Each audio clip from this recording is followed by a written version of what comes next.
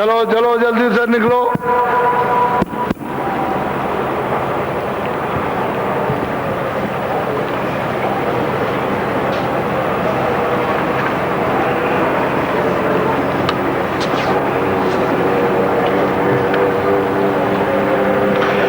चलो चलो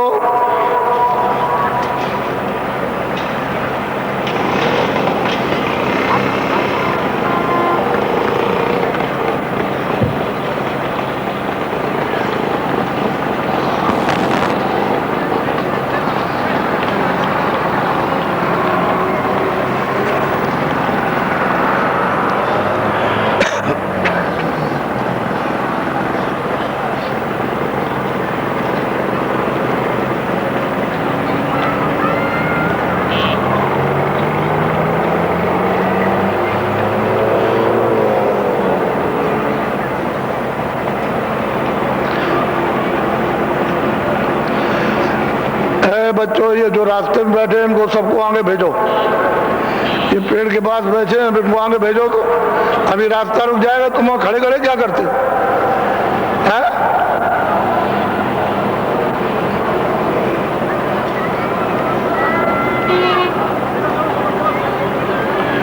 आगे भेजो, आगे रास्ते में क्यों?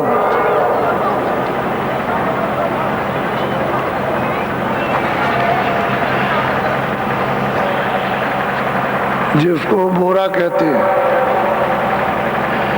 यानी कंतान गोन पाठ, उन सभी टाट वालों को अच्छी तरह से ध्यान में रखना है कि किसी को शराब नहीं देना। आपको शराब देना है तो उसी दिन टाट उतार दीजिए। टाट पहनने की फिर कोई जरूरत नहीं। किसी को डर भर का, आप किसी को डर दिखाएंगे शराब का, तो तुरंत इसको सब लोग अच्छी तरह ध्यान में रखें कि वो हमारे पास सूचना हमको पहुंचा दें और टाट फौरन उतार दें, उनको पहनने की जरूरत नहीं। जो भी ऐसा करते हैं और जिन्होंने किया उनको 1000 बार माफी मांगना, नहीं टाट उतार दीजिए फौरन।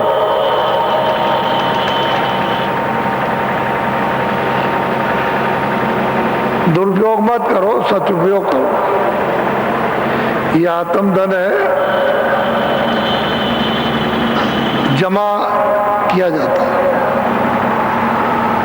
इसको आत्म कल्याण के लिए खर्च नहीं करना कि हम शरीर में लगा दिया। जीवात्मा के लिए बचा के संभाल कर हिफाजत से रखो।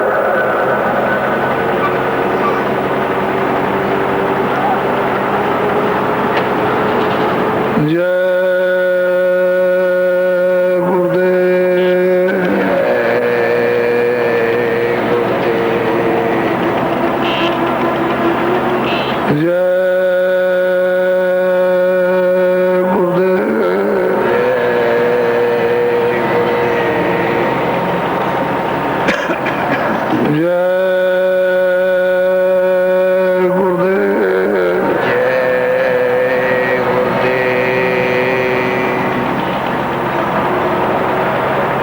जय गुरुदेव। नाम किसका?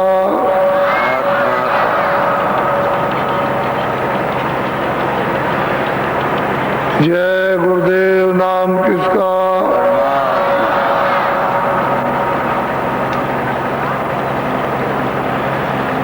जय गुरुदेव। नाम किसका?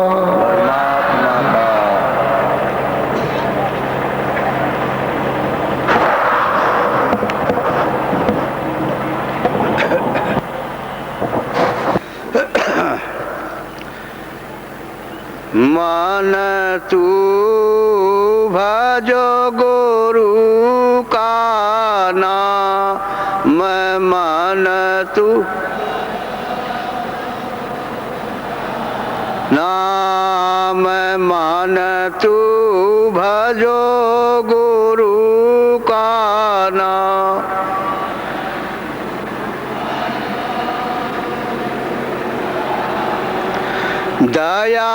महर से नर तन पायो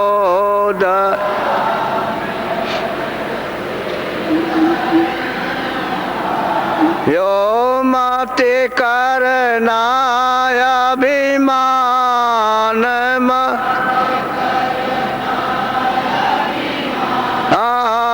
मन तू भजो गुरु का नाम मन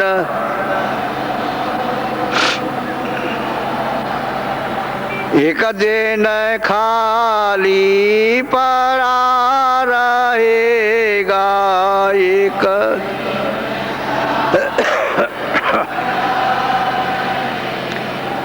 जाई बसे शमशान जा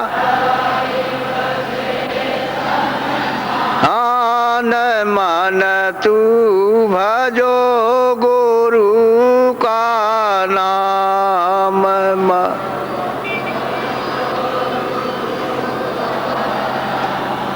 जो धन तुझे को दिया गुरु ने जो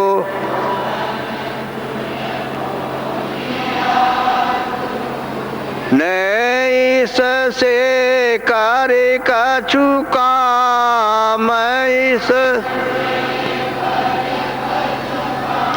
हम मन तू भजो गुरु का नाम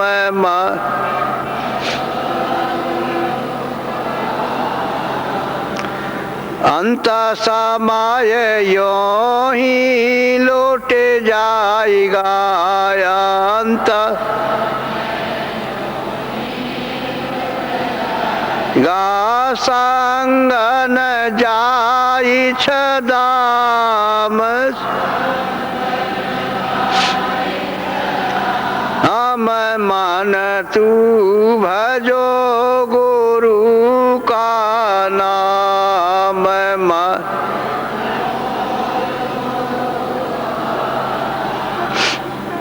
यह संसार रहने का सुपना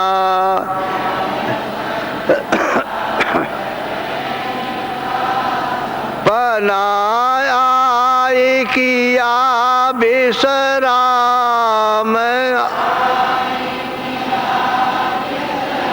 हम मन तू भजो गुरु का नाम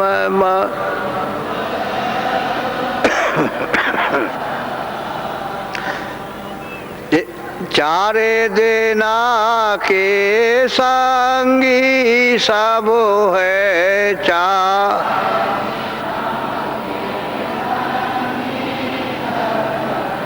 अंत न आवे काम मैं मन तू भजो गुरु का नाम मन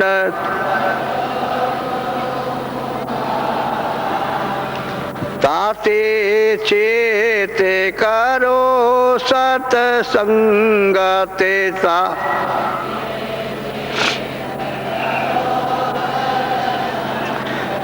ते भजन करो आठो जाम हम मन तू भजो गुरु का नाम मन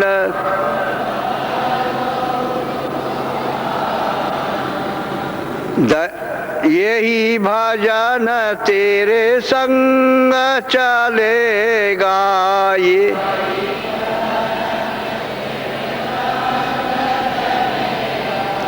पावेगा या राम पा हम मन तू भजो गुरु का नाम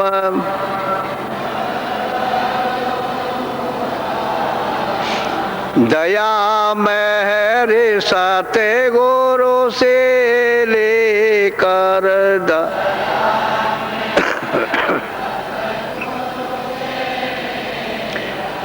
चढ़ो तेरा कोटि धाम चढ़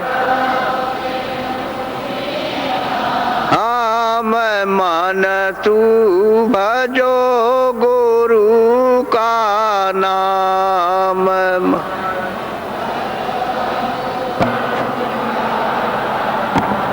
काल कर्म से बंधन छूटे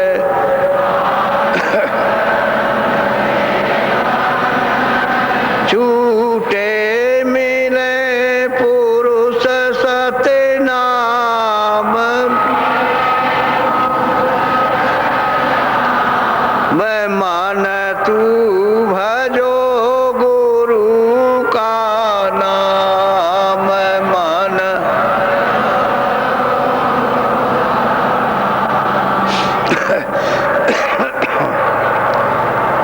सोचते रही री बेचैन रे न दिन बाहो पछतानी। मेरी लगी न प्रीत संग शब्द कहने मेरी सब ही कहानी। झुरत रहूं मन माहे कौन से करूं बखानी। सुनने हार नहीं सुने कहो मेरी कहा बसानी। सुनने हार नहीं सुने कहो मेरी कहा बसानी। मैं तो या जान या भागे कुटिल मोहे सबु जग जानी। जो अपना कर लिया लाज अब तुम्हें समानी। सोचते रही री बेचैन रे न दिन बाहो पछतानी। मेरी लगी न प्रीत संग शब्द कहने मेरी सबोई कहानी। गोरो चौन समारे तेरा नर तन बीता भर्म में। दारा सोत परिवार ठगिया न संग क्यों खोवई। क्यों नहीं करत पुकार जग में थ्या यह है सही। मन है बड़ा लवार सुरते न पावे निज गली। जय गुरुदेव। ये सत्य है कि संसार एक तो अंधेरा है और स्वप्न है।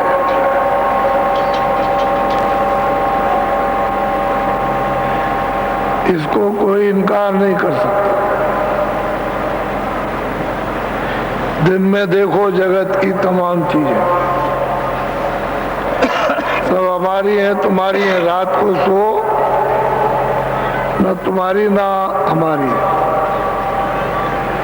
एक स्वप्न है। जब रात्रि को सो गए तो उधर स्वप्न देखते हो कि मैं कंगाल हूं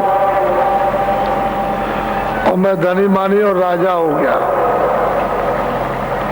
चारों तरफ मेरे संगीने और राजगद्दी पे बैठ के हुक्म कर रहे हो। लेकिन जब आंख खुली तो सब ना कोई संगीने, ना सिपाही, ना गाय राजगद्दी पर, जैसे के तैसे। ये भी स्वप्न जो दिन में देखते हो और रात को जो सोने में देखते हो वो भी स्वप्न। थोड़े दिन के लिए यहाँ पर, इसमें कोई चीज अस्थाई नहीं, न आँख के देखने की, न कान के सुनने की, न जिब्या के रस लेने की, कोई चीज नहीं। ये सब क्षण भंगुर इंद्रियों के द्वारा जो ठंडक आती है और मन को जो मिलती है, तो ये समझता है कि बस यही सुख है, यहाँ कोई आराम नहीं। ये भी स्वप्न है और वो भी स्वप्न। और मनुष्य अनमोल शरीर जो थोड़े दिन के लिए मिला है, ये भी स्वप्न है। ये काया है शरीर, उसकी एक निश्चित अवध है। समय पूरा होते ही मकान मालिक इसको ले लेता है और सूरत को, जीवात्मा को निकाल बाहर। ये भी स्वप्न है, ये भी स्वप्न है। जो देख रहे हो, सुन रहे हो, जिससे बोल रहे हो, इस शरीर से जिससे प्यार कर रहे हो, सब स्वप्न है। और सो गए जो कुछ देख रहे हो कि तुम धनी मानी हो, कंगाल हो गए, हमारे पास कुछ नहीं, आँख खुली तो जैसे के तैसे, वो भी स्वप्न। ये सारा ही खेल इस जगत का स्वप्न है, ये सत्य है। अगर सत्य होता है तो हमेशा रहते आप, फिर आपका वतन होता, आपका घर होता, आपके बच्चे होते, आपकी जमीन होती, आपके मकान होते, फिर आपका धन इत्यादि आपका होता, फिर कहीं जाता नहीं, आपको नहीं छोड़ता, आप इसको नहीं छोड़ते। लेकिन ये सब राजाओं ने तमाम खजाना छोड़ दिया, तमाम सिपाही छोड़ दिए, नौकर चाकर छोड़ दिए, बाल बच्चों को छोड़ दिया, कुछ छोड़ के चले गए। तो ये चलता फिरता, अदलता बदलता, ये स्वप्नमय संसार है। और यहाँ आप ये समझ रहे हो कि हमको आराम मिल गया। ऐसे अनमोल मनुष्य शरीर में किसको आराम? चिंता रूपी सांपिन सब में लगी हुई है, वो सबको डस रही है और किसी को ये बोध नहीं हो रहा कि है क्या। तो जब तक वो महात्मा न मिले, समझाने वाले, बताने वाले, दिखाने वाले, निकालने वाले, जीवात्मा को जगाने वाले, तब तक ये कैसे जगेगा? इसको रास्ता कौन बताएगा? तो ये जीवात्मा,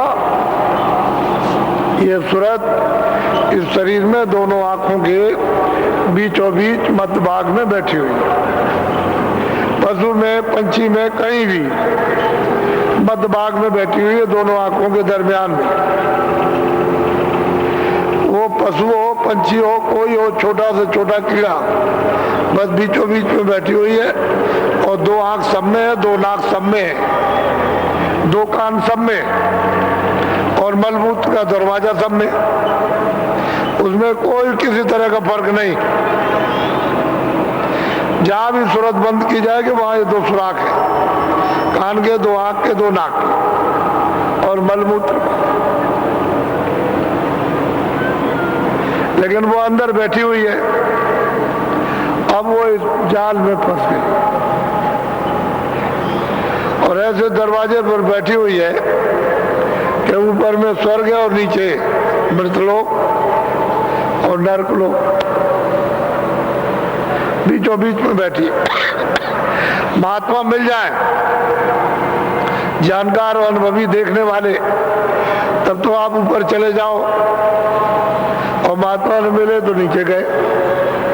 वो राजा हो, धनीमानी हो, गरीब हो, ब्राह्मण हो, क्षत्रिय हो, कोई किसी जात का हो नीचे गया वो बच नहीं सकता। और महात्मा फकीर मिले तो ऊपर चले जाओ, तो दरवाजे पर बैठे हुए हो। अब इसीलिए किताबों में महात्मा फकीरों ने बताया कि मुर्शिद से मिलना, गुरु से मिलना, जानकार से, अनुभवी से, जिसने रियाज किया हो, जिसने साधना की हो और जिसकी आंख खुल गई, कान खुल गए, जो आता जाता हो, जो देखता हो, कहते हैं इसकी खोज और तलाश करो। सब जगह सबने बताया, मुसलमानों में भी है, हिंदुओं में भी है, सिखों में भी है, ईसाइयों में भी है, लेकिन हम लोग इस बात को समझते हैं, जानते ही नहीं। ऐसा चक्कर चला,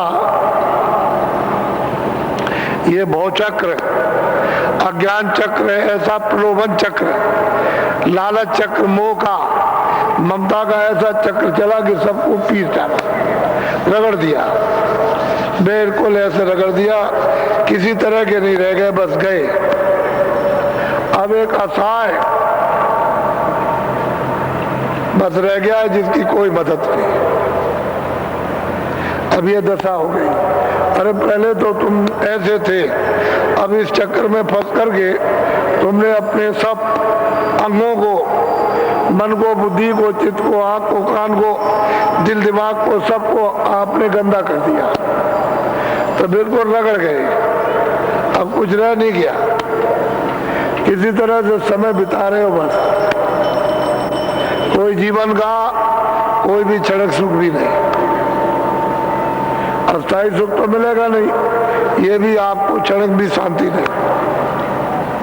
तो ऐसे दिन हमारे सामने हमारे कर्मानुसार आ गिरे कि हमारा अब कोई साथी नहीं बनता। अब महात्माओं की जरूरत थी, आपको हमेशा जगाया, बताया तमाम धर्म पुस्तकों ने, लेकिन उसकी एक बात नहीं मानी।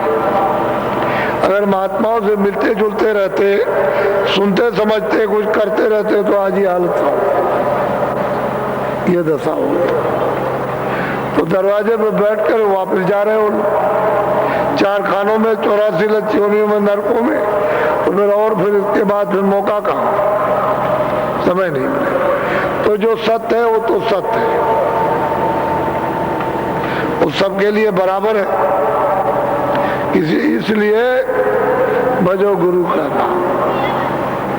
तुम मालिक को पाना चाहते हो, दर्शन करना चाहते हो, अपने घर में जाना चाहते हो, और सर्व सुख और सर्व शांति और छुटकारा पाना चाहते हो, तो कहते हैं गुरु। जगा हुआ जो नाम दे दे उसको कहते हैं भजो, यानी पकड़ो और चलो और भगो, उसे वो कहते हैं भजो, यानी भजो, नाम लो, नाम को सुनो, चढ़ चलो। उसके एक ही शब्द में सब काम पूरे होते हैं, भजो। कहते हैं गुरु का दिया हुआ नाम। अब वो जगा हुआ गुरु चाहिए, तो हम लोगों को ये मालूम है नहीं, क्या पता चलेगा। कोई रामायण में लड़ गया, तो कोई गीता में लड़ गया, तो कोई कुरान में लड़ गया, तो कोई पुराण में लड़ गया, कोई गंगा में, तो कोई कावा में लड़ गया, कोई पूरब में, कोई पश्चिम में, कोई सूरज में, कोई चांद में, कोई जमीन में, कोई इसमें, इसी में रगड़ गए। ये भी नहीं समझ पाया कि भाई मतलब एक ये है क्या ये। तो जब स्वप्नवत संसार है, तो ये जो आंखों से देखते हो सभी स्वप्नवत है। ये सूरज और चांद जो भी दिखाई दे रहे हैं, इनकी भी एक निश्चित अवध है, और आपकी भी निश्चित अवध। इनकी थोड़ा ज्यादा, आपकी कम है, इतनी बात है। अपनी अपनी समय, अपना अवध, अपनी उम्र पूरा करने के बाद पता ही नहीं चलेगा कि थे कि नहीं थे। महात्माओं की जरूरत पहले भी रही, अब भी है, आगे भी होगी, बिना उनके काम नहीं होगा। इसलिए ये संदेश है मानो आत्माओं के लिए, जीवों के लिए, सुरतों के लिए इसको भली प्रकार अच्छी तरह से सुनना, समझना और कर लेना। यही जीवन का जो बचा हुआ शेष समय है वो आपके उपयोग में और काम में आ जाएगा और आप उसका फल प्राप्त कर लोगे। नहीं तो ये भी समय आपका भी निकला जा रहा, अभी जा रहा, देखते ही देखते ये भी निकल जाएगा। जैसा आज तन है वो अब कल नहीं, और कल के बाद महीने और साल में फिर वो नहीं है। और देखो उसका एकदम और देखते ही देखते लापता हो जाएगा। इसलिए इस मनुष्य अनमोल तन में अपनी जीवात्मा को जगाना और वापस अपने देश में, अपने घर में, अपने खजाने में, अपने मालिक के पास इसको पहुंचाना, उसका भी रास्ता सीधा है, कोई टेढ़ा मेढ़ा रास्ता नहीं है। बस जानकार मिलना चाहिए जिन्होंने रास्ता देखा और सूरत को रास्ता पर खड़ा कर दे, चला दे और नाम को पकड़ा दे, वो मिलना चाहिए। वो नहीं मिलेगा तो काम नहीं होगा। तो यह है परदेश है। इसलिए कल 27 तारीख है और 27 से और 3 तक ये 7 दिन का ये कार्यक्रम जो आपका होने जा रहा है वो कल से शुरू हो जाएगा। कल से प्रारंभ हो जाएगा। वैसे तो शाम से होता है लेकिन सुबह से ही शुरू हो जाएगा। तो घंटी आपकी जब बजेगी 7:15 पर तो आप लोग तैयार हो जाइए, चल दीजिए और 8 बजे के पहले यहाँ पहुंच जाइए मैदान में। 8 बजे से शुरू हो जाएगा। शाम को 4:30 बजे, 4 बजे घंटी बजेगी, 4:30 बजे यहाँ पर आ जाइए और शुरू हो जाएगा। ये उसका निश्चित समय है। समय से आओ, समय से पहुंचो। और जो सामानों पर रहे अदलते बदलते रहो, शाम को आप जाओ, सुबह हम जाएंगे, या सुबह आप जाओ, शाम को हम चले जाएंगे, अदलते बदलते, ताकि मतलब है सबको सत्संग मिल जाए।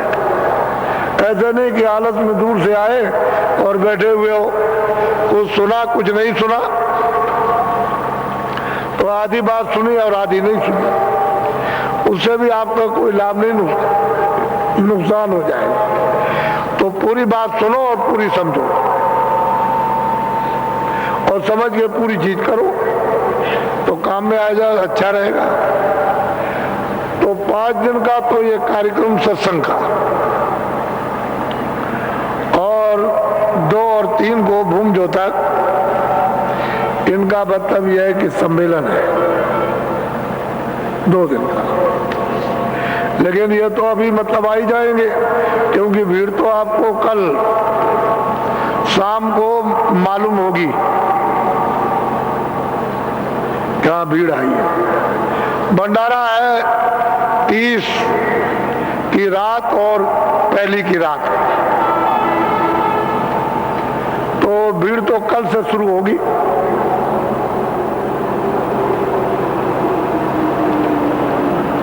वो तो देखने को आपको मिलेगा। अभी तो जो आए हैं वो तो लोग आए ही हैं, क्योंकि कल शुरुआत है उसकी, प्रारंभ है। तो जो लोग सोचने लगे कि चलो भाई समय दे देंगे तो चलो हम शुरुआत में ही पहुंच जाए, लेकिन शुरुआत होती है शाम से, तो सुबह कार्यक्रम होगा। 7:15 बजे घंटी बजेगी और आप लोग वहां से चल पड़िए और 8 बजे शुरू हो जाए। बहुत ध्यान से संलग्न एक चित होकर एक तरफ मन को, बुद्धि को रख करके उसको सुने और उसको समझे।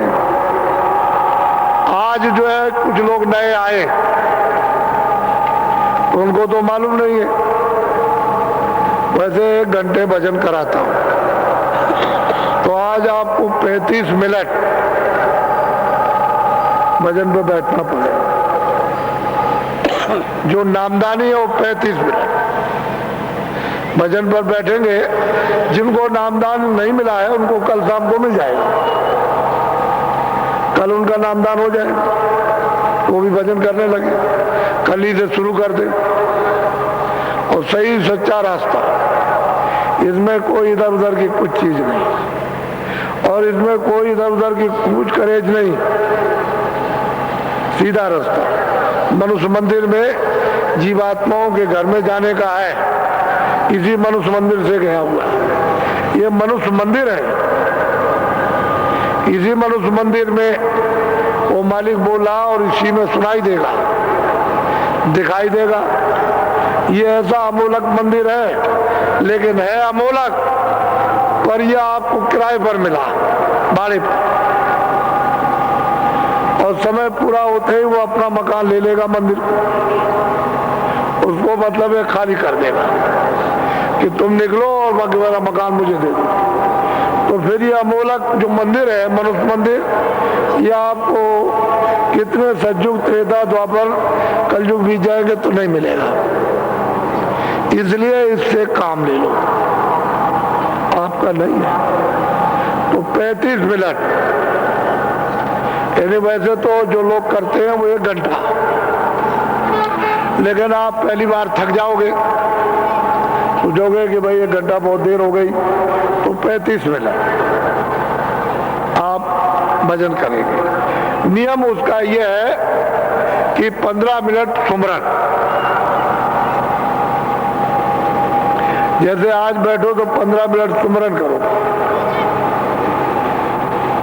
सुमरन कीजिए आप, बाकी जो शेष समय बच जाए वो भजन में बैठ जाइए।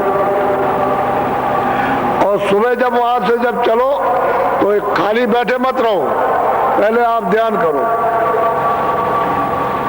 ध्यान में बैठ जाओ, अपना आप काम करने लगो। जिनको नामदान मिला है या मिल जाएगा वो अपना अपना काम करो, ताकि जहां जिस लिए आए वो काम होना चाहिए। तो दूर से चल करके आए हो, बाकी और जितने लोग आए हैं कि भाई हम बीमार है, ये बीमार है, वो बीमार है, लड़का है, लड़की है, ये है, वो है, ये तो आपको वैसे भी लाभ होगा, सबको लाभ होता है, वैसे इसके झगड़े मत पड़ो, अपनी अपनी बात कह डालो। ये तो सब कर्मों का मुजरा है, उसमें थोड़ी सी मदद आपको मिल जाएगी, लेकिन हिसाब करता तो अपना लेगा, उसका तो लेन देन कर्मों का है, वो तो मैं ब्याज के आपसे छोड़ेगा नहीं। लेकिन इसमें महापुरुषों की कृपा हो जाए तो थोड़ी सी रियायत, इतनी सहूलियत, कुछ दया हो जाएगी तो तकलीफ कम महसूस होगी, कम मतलब मालूम होगी, वो तो होता ही रहेगा, उसमें क्यों फंसते हो, अपनी बात कह डालो, हमको ये तकलीफ, हमको ये तकलीफ है, और फिर जब ये कह दिया जाए कि दवा ले लो, तो उसी दवा के साथ दुआ, और तुम दवा नहीं लोगे तो फिर महात्माओं की दुआ नहीं मिलती। वो तो आपने दवा बहुत की, तो हम भी जानते हैं, तुमने तमाम दवा की, तमाम धन दौलत खर्च किया, लेकिन वो बात तो अलग हो गई। अब फिर से दवा करो, और दुआ अलग चीज है, दवा अलग, तो दवा के साथ दुआ काम करे। लेकिन आप बस अभी रट लगाए रहोगे, बत्ती है, फिर नहीं, फिर उसकी जिम्मेदारी आप। तो तरीके से कोई काम हो जाता है, उसमें आराम मिल जाता है, और बेतरीके से रहोगे तो बस। तो अभी मैं आपको बैठाऊंगा, क्योंकि आज तो 26 तारीख है, 27 तो है नहीं, तो थोड़ा सा आप बैठ जाएंगे, ऐसे बैठ जाओ, ऐसे पंथी। इसीलिए कहता हूं कि थोड़ा जगह लेके बैठो। जब आप ऐसे बैठोगे तो आपका बदन कोई छुए नहीं, ताकि कोई धक्का मार दे तो ध्यान टूट जाए या हमारा सुमरन खंडित हो जाए। तो आप सुमरन करेंगे पहले, और तुरंत जब सुमरन हो जाए तो फौरन ध्यान पे बैठ, भजन पे बैठ जाइए, और कपड़ा डाले रहो, बस आसन बदल दीजिए, ऐसे बैठ जाइए। बात आसन बदल जाएगा। अभी ऐसे बैठे हो, जब भजन बैठोगे आसन बदल दीजिए और फिर ध्यान दे करके उस आवाज को, उस नाम को, उस शब्द को सुनो बहुत गौर के साथ। उसमें ये रखो कि मन बुद्धि चित्त कहीं जा तो नहीं रहा उतनी देर, उतने समय के लिए। अगर मालूम हो जाए कि वहां चला गया तो धीरे से ले आओ कि देखो भाई ये मतलब है तुमको काम करना है असली, तो थोड़ा सा यहाँ रुके रहो, पहले ये काम कर लो, फिर उसके बाद चलेंगे, वो भी कर लेंगे। तो धीरे धीरे मन को, यानी मतलब यह है कि चित्त को मनाओगे तो धीरे से मान जाएगा मन, क्या ठीक है करते। तो करत करत अभ्यास के जड़ मत हो सुजान, वही जो जड़ है, जो अज्ञानी है, वो करते करते करते जानकार, सुजान, ज्ञानी, आत्मदर्शी और ईश्वरदर्शी हो जाते, वही प्राप्त कर लेते। लेकिन थोड़ा सा मन की घेराकारी, इधर उधर चित्त न जाए, बुद्धि से थोड़ा सा काम करो तो मन वहां बुद्धि चित्त और रोके रहे और कान और आंखों का साथ देते रहे। तो यही आप, ये सबसे बड़ी मेहनत, शारीरिक कोई कष्ट नहीं, शरीर के लिए कुछ कष्ट नहीं होगा किसी तरह, बस खाली मन बुद्धि चित्त की घेराकारी है, उसको वही जीवात्मा के कान के साथ रोक करके रखना। तो ऐसे बैठ जाओ, कपड़ा डालो सिर पर कपड़ा डालो और पहले सुमरन करो। बैठ जाओ, पहले आंख बंद करो, सुमरन पहले कर लो ताकि सुमरन पक जाए। आप लोग कुछ देर जाग कर कुछ थोड़ा सा वहां कीजिएगा और फिर धीरे से उठ जाइएगा। तो धीरे धीरे जो आने वाले हैं वो धीरे धीरे यहाँ आ जाएंगे, प्रार्थना में शामिल हो जाएंगे। अभी कल के दिन थोड़ा सुबह जो सेवा थोड़ी सी श्रमदान की रह गई है उसको भी थोड़ा सा बता देना, जैसे पानी है, बिजली है, ये कुछ ऐसी चीजें रह गई तो उनको समझा देंगे ताकि वो दिन में जल्दी से उस कमी को पूरा कर ले। तो थोड़ी सी रावटी भी रखी हुई है तो वो भी लग जाएंगी, क्योंकि भीड़ बहुत होगी, तो उपयोग में आ जाए तो अच्छा रहेगा।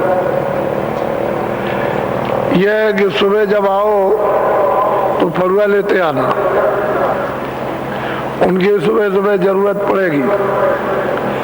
और जितने भी राज हैं 12-13, या कोई नया आ गया हो राज कारीगर, तो अपनी वो कन्नी वसूली लेता आएगा।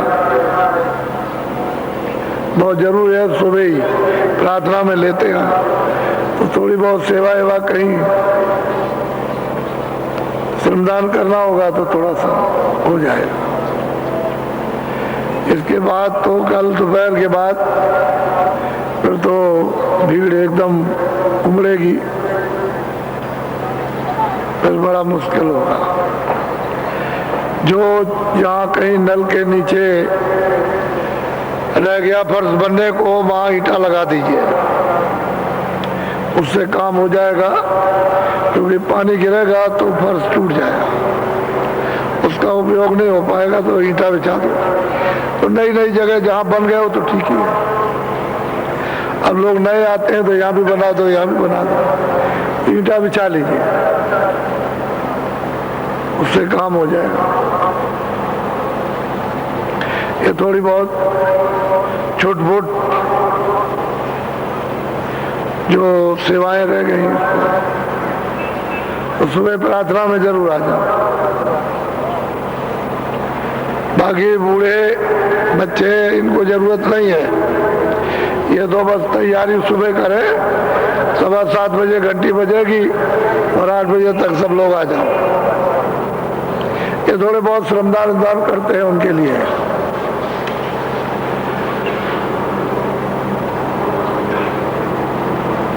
बोलो जय गुरुदेव, जय गुरुदेव। देखो कल से आपके यहाँ प्रधान और सरपंच जो आपके गांव के हैं वो आएंगे, तो उनको आप लोग एक पर्ची दे देंगे कि इस गांव के तो प्रधानों के लिए ये जिनको आपने चुना है गांव सेवा के लिए, वो इस बाड़े में बैठेंगे जो सामने लिपा हुआ है, लेकिन एक पर्ची रहनी चाहिए। आप अपने अपने कैंपों में पूछ लेंगे, ये ध्यान रखेंगे। तो अभी से उनकी एक तरफा बैठक हो जाएगी, तो वो समय पर जो कार्यक्रम होगा उसमें वो रहेंगे और आप सब भूंजो तक सबके सब रहोगे। पहले से बताना जरूरी है, अचानक में सब लोग नहीं समझ सकेंगे, तो पूछते भी जाना और कहना कि आप ही एक पर्ची बना लीजिए अपने गांव की कि मैं इस गांव का हूँ, इस जिले का हूँ, इस तहसील का हूँ। और वहाँ गेट पर लोग रहेंगे तो उनको दे दीजिएगा, तो वो इधर बैठेंगे। उनकी हमको जरूरत और आपकी भी हमको जरूरत पड़ेगी, ये तो ध्यान में रखें। जय गुरुदेव। अपने अपने जिलों में जो कैंप बना रखे हैं उनका सरो साज सामान कल से शुरू हो जाना चाहिए। और सुबह जो भी नाश्ता करो, नाश्ता कर लो 10 बजे, 9:30 बजे, दिन में 2 बजे भोजन, और 7 दिनों तक एक वक्त 2 बजे भोजन करो। और शाम को बच्चों को छूट है, बच्चों के लिए रख लो, और फिर थोड़ा भजन, पेट हल्का रहेगा तो भजन अच्छा होगा। और कई तरह की बीमारियां होती हैं, उनमें भी आपको फायदा हो जाएगा। आप जो रोंद के खाते हो, रोंद के जो ठूस ठूस करके और घुर घुर सोते हो, उससे तो और खराबी। तो कहीं पर जाओ तो कोदा थोड़ा बहुत शुद्धि सफाई इस घड़े की भी होनी चाहिए। तो बहुत है, इतना जरूरत के लिए काफी। नाश्ता किया और दिन में भोजन अच्छी तरह कर लिया। शाम को चाय पी सकते हो, दूध पी सकते हो। जितने भी लोग नामदानी बच्चों को छोड़ करके आगे एक टाइम भोजन, नाश्ता और भोजन। सुबह जो भी नाश्ता करो कर लो, और दिन में भोजन वो 1:30-2 बजे। तो बहुत है, तब तक शाम हो गई। तो सत्संग रहेगा तो दूध पी लिया, नहीं तो चाय पी ली, और भजन। इसलिए दूर से आ रहे हो, इतने दूर से आ रहे हो तो उसका धन है, समय है, शरीर है, जो घर बार छोड़ा है उसका उपयोग होना चाहिए। और वो शरीर के लिए भी भला है और आत्म कल्याण, दोनों बातें। इधर शरीर भी ठीक होगा और सूरत भी जगेगी। फिर रोज करके ठूसा ढांसी मत करो। ये तो मैं जानता हूं कि यहाँ भूख लगेगी आपको, ये तो, लेकिन यह है कि थोड़ा भजन भी थोड़ा कर लो। इतनी दूर आए हो तो ये आपको करना है। इसके बगैर कोई काम घर का, परिवार का, अपना अपने बच्चों का या समाज का देश का नहीं होगा, ये आप गांठ में बांध लीजिए, ऐसे नहीं। और तुम भी भजन करोगे, हम भी करते हैं, कोई ये थोड़ी कि हम नहीं करते हैं, ऐसा नहीं। महात्मा आखिर दम था, भजन करते हैं जब तब तक शरीर में, तो दूसरे का बोझा उठा के नहीं फेंकेंगे तो करेंगे क्या, फिर वो तो लद जाएंगे। तो दूसरे का बोझा उठाएंगे, उसको साफ करेंगे, तभी काम बनता है। बोझा लादा नहीं जाता, बोझा लेकर के उतार दिया जाता, धो दिया जाता, तो लगे रहते दोनों कामों में, बोझा उतारते भी हैं, धोते भी हैं और अपने को साफ। वह आप सब जितने भी होशियारी के साथ सत्संग सुनेंगे, जो कहा जाएगा उसको समझे। और जितने भी नए लोग आते हैं, आपका ये काम है कि सबकी इच्छा उचित सेवा, सेवा सम्मान सत्कार, ये तो बड़ी चीज है। इस सेवा सम्मान सत्कार छोड़ दिया, इसी से तो ये सब दुख के कारण बन गए। और मैं अब मोहब्बत प्यार टूट गया, उसमें लग गई आग, बस सब मजा ही खत्म हो गया सबका। असल में जुड़ने का काम करो, आग लगने का काम मत करो। मोटी सीधी सादी बात। और इतने लोग आएंगे, हमको तो अधिकारी कर्मचारियों की व्यवस्था में बाधा डालना ही नहीं। ऐसे हम कल इनसे पूछ लेंगे कि अगर ये मथुरा चाहेंगे कि हम मथुरा देख लें, तो हम अधिकारियों से प्रार्थना कर देंगे कि आप लोग अगर इजाजत आदेश दें तो हम इनको भेजने देख आएंगे। उधर द्वारकाधीश मंदिर जमुना और चले आएंगे। आपकी व्यवस्था में कोई बाधा नहीं डालता, यहाँ ये काम नहीं होता। ये थाने के कर्मचारी अधिकारी रहते हैं, वही हमारे लिए बहुत है। तो उसमें नहीं बात, सब लोग के सहयोग प्रेम मोहब्बत से सब काम बनता है। इसलिए आप